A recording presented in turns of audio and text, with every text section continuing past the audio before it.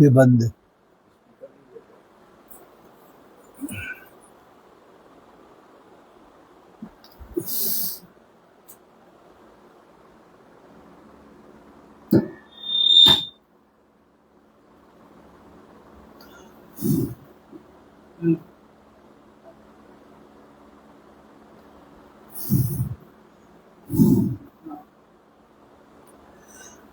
Om Om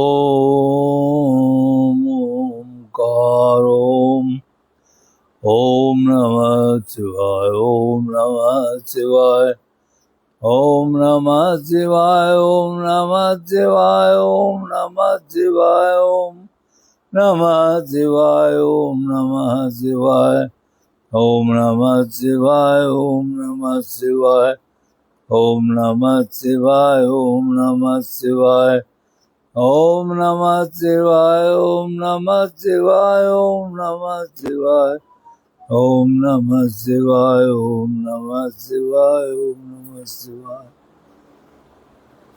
Om Om zoom सः ओम भूर्भुवस्वः ओम त्र्यंबकं यजामहे सुगंधिं पुष्टिवर्धनम् उर्वारुकमिव बन्धनान् मृत्योर्मोक्षीयमामृतात्।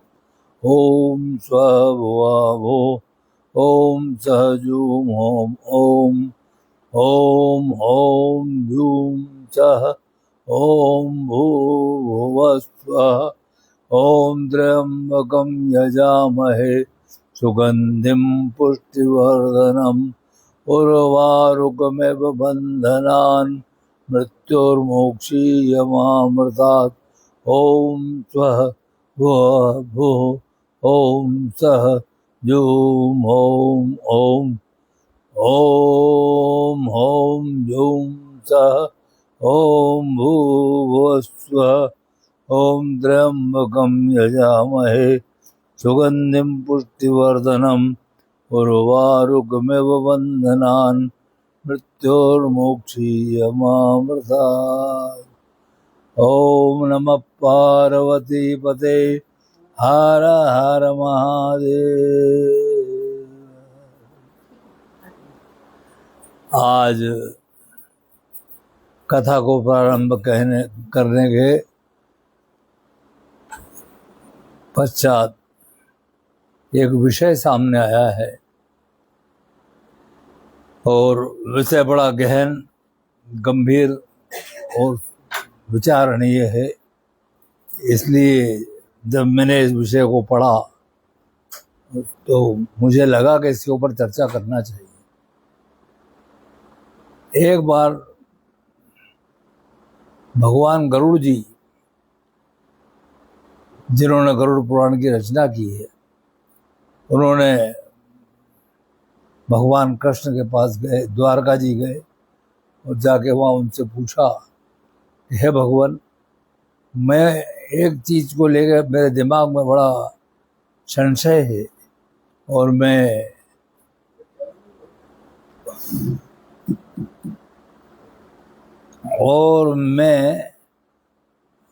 अपने आप को रोक नहीं पाया हूँ, इसलिए मैं आपसे ये प्रश्न आपके सामने रख रहा हूँ कि मनुष्य जो संसार में पैदा हुआ है उसकी मृत्यु होना तो आवश्यक है, मृत्यु होती भी है। तो कुछ मनुष्य तो वापस लौट कर मनुष्य योनि में आ जाते हैं, परंतु कुछ मनुष्य ऐसे होते हैं जिनका जाने के बाद कोई पता नहीं चलता कि वो कहाँ चले गए, और उनके बारे में जानकारी कुछ होती भी नहीं है। तो हे भगवान, मुझे आप ये भी बताएं कि मनुष्य कब पशु योनि में जाता है, पशु और पशु से भिन्न छोटे जीव, पक्षी, इन योनियों को कब प्राप्त करता है और किस कारण से प्राप्त करता है, ये मुझे बताइए। मेरे मन में बड़ा इस सवाल को लेके बड़ा चिंता का विषय है। भगवान कृष्ण बोले कि तुमने बहुत सुंदर प्रश्न पूछा है। बात तो वाकई में जो है बहुत गंभीर है कि आखिर मनुष्य पशु योनि में कब जाता है और वो कितने समय तक रहता है। मनुष्य की जो योनियां हैं वो ये बात सही है कि अपने उसके कर्मों पे निर्धारण करता है कि किस कर्म के अधीन वो अगली योनि को प्राप्त करता है। मुझे इस प्रश्न का उत्तर देने के लिए तुमको एक कथा सुनाना पड़ेगी। उस कथा को सुनने से तुम्हारे सारे संशय दूर हो जाएंगे। तो गरुड़ सुनो। एक गांव में एक बहुत प्रकांड विद्वान ब्राह्मण रहते थे। वो बड़े वेद पाठी और बड़े ध्यान और तपस्या और से चलने वाले। ऐसा कोई कर्म वो नहीं करते थे जिसके लिए उनको लज्जित होना पड़े। दान धर्म सब कुछ करते थे। दोनों पति पत्नी, उनकी बड़ी ख्याति थी। आसपास के गांव में भी लोग उनकी चर्चा करते थे कि वाकई में पंडित जी के मुकाबले कोई इंसान आसपास क्षेत्र में नहीं है। बहुत विद्वान आदमी है, वो बहुत सत्कर्मी आदमी। लेकिन उनका एक पक्ष बड़ा दयनीय था। वो ये था कि उनका संतान नहीं थी। तो संतान को लेकर वो बहुत परेशान थे। जब देखो, जब दोनों पति पत्नी जब अकेले में बैठते तो एक विचार करते कि भगवान ने हमको सब कुछ दिया, पर ऐसा कोई हमारा कर्म बीच में आड़े आ रहा है जिसकी वजह से हमारे संतान नहीं है। अगर भगवान ये और सुन लेते और एक संतान हो जाती तो शायद अपने जीवन में कोई कमी न रह जाती। ये विचार आने के बाद पंडित जी भगवान से ध्यान करके, तपस्या करके प्रार्थना करने लगे, हे प्रभु, हे परमात्मा, अगर मैंने कोई सत्कर्म किए हैं और मेरा जीवन अगर मैंने अच्छी तरह से जिया है तो आप मुझे एक पुत्र या पुत्री कुछ भी अवश्य दें, जिससे निसंतान होने का कलंक मेरे ऊपर से मिट जाए। भगवान मनी मन समझ गए कि ब्राह्मण बहुत परेशान है। उन्होंने उसके कुछ समय बाद ही उनकी पत्नी को एक स्वप्न आया और स्वप्न में उन्होंने देखा कि एक दिव्य ज्योति उनके घर में प्रवेश कर रही है। ये स्वप्न उनको करीब 3:30 पौने 4 बजे का टाइम आया। और जब स्वप्न आया तो एकदम से वो नींद खुल गई। बैठी हुई स्वप्न के बारे में अपने पति को बताया कि ऐसा ऐसा स्वप्न मैंने देखा है कि कोई ज्योति प्रवेश कर रही है और वो ज्योति मेरे तक आ रही है। उन्होंने कहा, हो ना हो ये संतान प्राप्ति के योग है। वो ज्योति आपके आने वाली संतान ही है। और वही हुआ। कुछ समय बाद वो ब्राह्मण की पत्नी गर्भवती हो गई। जब पत्नी गर्भवती हुई तो ये समाचार पूरे गांव में फैल गया। तो सभी लोगों ने बड़ी खुशियां मनाई कि अब पंडित जी के यहाँ भी संतान होने वाली है। कुछ समय बाद, जैसा समय पूरा होता है, समय पूरा होने के बाद उनके एक लड़का पैदा हुआ। उस लड़के को देख करके पंडित जी फूले नहीं समाये। खूब उन्होंने खुशियां बनाई, खूब गरीबों को दान किया और सारे नगरवासी और जो भी आसपास उनके मिलने वाले थे सबको आमंत्रित करके काफ़ी धार्मिक आयोजन किए गए। भगवान की कथाएं रखी गई, कीर्तन रखे गए, गरीबों को भोजन कराया गया, वस्त्र बांटे गए। हर प्रकार से जितने भी उत्सव मना सकते थे, जिस तरह से पुत्र के होने के उत्सव उन्होंने मनाए। इसके पश्चात तो पुत्र जो है धीरे धीरे बड़ा होने लगा। पंडित जी रोज उसको अपने साथ ले जाते और उसको वेदों की जानकारी देते, वेद पढ़ाते, संध्या बताते, संध्या कैसे की जाती है, संध्या में साथ में रखते संध्या करवाते। पूर्ण रूपेण उसको ब्राह्मण ने बालक को एकदम पारंगत ब्राह्मण बना दिया। बहुत अच्छे आचरण उस बच्चे के, बच्चा भी उसी प्रकार से धार्मिक प्रवृत्ति का, और सभी गांव में लोग उसकी प्रशंसा करते थे कि वाकई में पंडित जी के एक संतान हुई पर बहुत ही सुंदर और बहुत उत्तम है।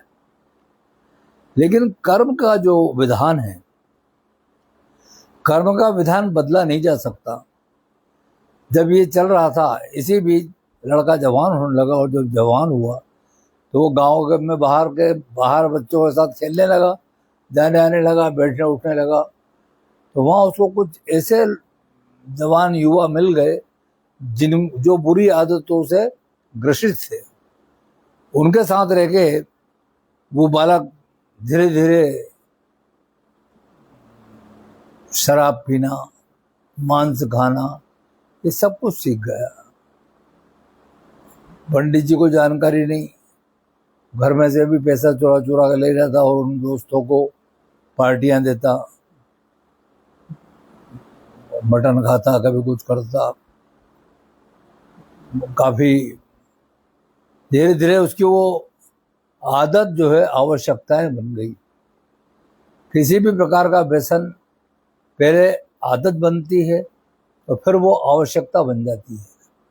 आवश्यकता से तात्पर्य यह है कि जैसे शराब पीना चालू किया तो पहले तो आदत बन जाती है कि शराब पीने की आदत पड़ गई, लेकिन वही आदत फिर बाद में आवश्यकता बन जाती है कि अगर वो शराब ना पिए तो उसके हाथ पैर काम नहीं करते। तो दो गुण होते हैं। तो उस लड़के के साथ भी यही हुआ, तो उसकी आवश्यकता बन गई। और बात बात में वो जब पिता उसको कोई बात बताते तो वो बोलता, क्या पिताजी आप जब देखो जब धर्म कर्म की बातें करते रहते हो, पुराने शास्त्रों की बातें करते रहते हो।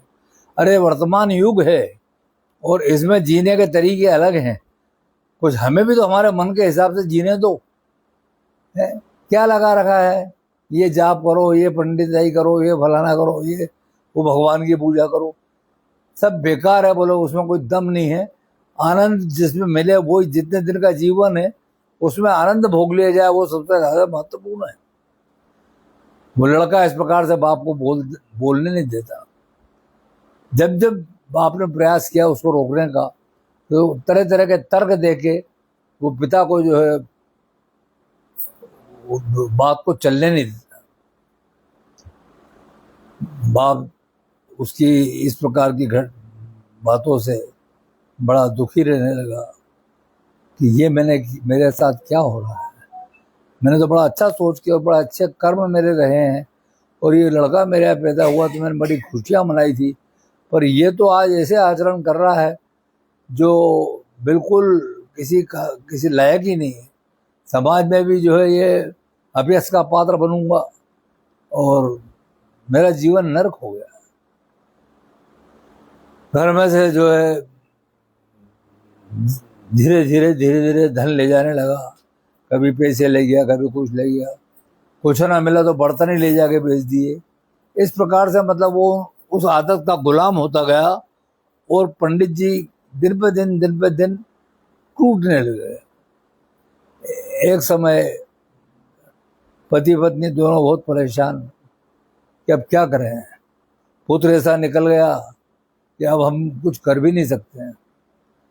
दोनों पति पत्नी उसी दुख में जंगल में निकल गए तपस्या के लिए। उन्होंने कहा हम तो जंगल में ही चलो, वहीं तपस्या करेंगे। लड़का घर पे अकेला रह गया और जब वो यहाँ अकेला रहा तो घर में पैसा तो था नहीं। फिर स्वच्छंद हो गया वो ये सारे काम करने लगा। चोरी भी कर लेता, घर के सामान भी बेच देता, जो भी उसके हाथ में आता वो बेच देता। पर वो अय्याशियों की जो है उसने सब आदतें धीरे धीरे उसको बनती गई। पिता ने बहुत समझाया, बहुत माँ ने भी समझाया, पर बिल्कुल समझ में नहीं आया। पंडित जी वापस लौट के नहीं आए, वो अपने जंगल में ही तपस्या करते रहे। इधर जो है लड़का भी रात दिन जो है अपने कर्म में लगा रहा। जब उसने देखा कि पैसे ही नहीं है, बाप भी नहीं है, पैसा भी नहीं है, पैसा कहाँ से आए? तो उसने जानवरों को मारना चालू किया, जंगल जाके शिकार करके जानवर मार के लाता और वो जानवरों को बेचता लाके, और उससे अपने खुद भी अपना मांस भक्षण करता और पैसा भी आ जाता। इससे बहुत दिनों तक वो अनावश्यक रूप से पक्षियों का, पशुओं का, इनका वध करता रहा और वो अपने अपनी अय्याशी करता रहा। एक दिन वो अपने अय्याशी में लगा हुआ था, उसने देखा कि शरीर में कुछ लाल लाल फुंसियाँ हो गई। जब उसने लाल लाल फुंसियाँ देखी तो थोड़ा चिंतित हुआ। उसने देखा तो उसमें बड़ी जलन और बड़ी टीस उन फुंसियों में हो रही थी। उसको समझ में आया कि कोई भीषण वाला चर्म रोग मुझे हो गया है। उसे दवाइयाँ लेने का प्रयास किया, इतना पैसा भी नहीं तो कोई बाहरी ऐसा इलाज कराए। जड़ी बूटियाँ, ये पत्ते वत्ते, इनको खा के इलाज करने का प्रयास किया, लेकिन वो उसकी बीमारी ठीक नहीं हुई। अब वो अकेला पड़ा रहता, इधर जो है खाने की समस्या, शिकार करने में नहीं जा पा रहा, मांस ला के कहाँ से बेचे। यार दोस्तों को उसने बुलवाया और उनसे कहा भाई मैं बहुत परेशान हूँ, अब मेरे पास कुछ भी नहीं बचा है, मैंने आप लोगों पर बहुत पैसा खर्च किया, अब आप मेरी मदद करो। ये देखो मुझे कितनी फुंसियाँ हो रही है और इनमें से खून रिस रहा है, पीप पीप पीप रिस रहा है और ये बदबू आती है। तो लड़कों ने जब देखा तो उसका बदन जगह जगह से फूट रहा था और उसमें से मवाद बह रहा था। जब ऐसी स्थिति देखी तो उन्होंने कहा भाई तेरी जो बीमारी है वो असाध्य है, ये हम लोग तुम्हारे ऐसे हालत में हम तुम्हारे पास रुक नहीं सकते। हो सकता है कि ये बीमारी हमको लग जाए, इसलिए हम तुम्हारे पास नहीं रुकेंगे, तुम अपना काम खुद दो। उसके साथी सब चले गए, वो लड़का अकेला रह गया। बीमारियां और बढ़ती गई, बढ़ते बढ़ते बढ़ते बढ़ते ये स्थिति हो गई कि वो चलने फिरने लायक भी नहीं रहा। दिन पे दिन शरीर कमजोर होता गया। अब वो बार बार ये विचार करता रहा कि काश अगर माता पिता आज होते।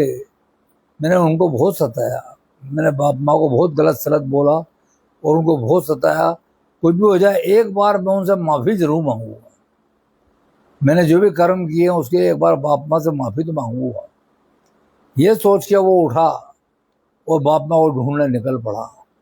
जंगल में बहुत दूर तक आवाज़ लगाता रहा, चिल्लाता रहा, बोलता रहा। अब बाप माँ हो तो मिले, बाप माँ कोई मिले नहीं। परेशान हो गया। शाम का टाइम था, एक जगह विश्राम करने लगा।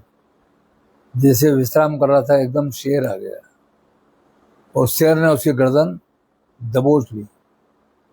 तो उसने कहा, बोला भाई तुम मुझे खाओगे ये बात सही है और तुमको खा भी लेना चाहिए, मुझे कोई दिक्कत नहीं। इन बीमारियों से भरे हुआ शरीर लेके जीने से तो मैं किसी के खाने का काम आ जाऊँ वही अच्छा है, पर मुझे इतना समय दे दो कि मैं अपने बाप माँ से एक बार माफ़ी मांग लूँ।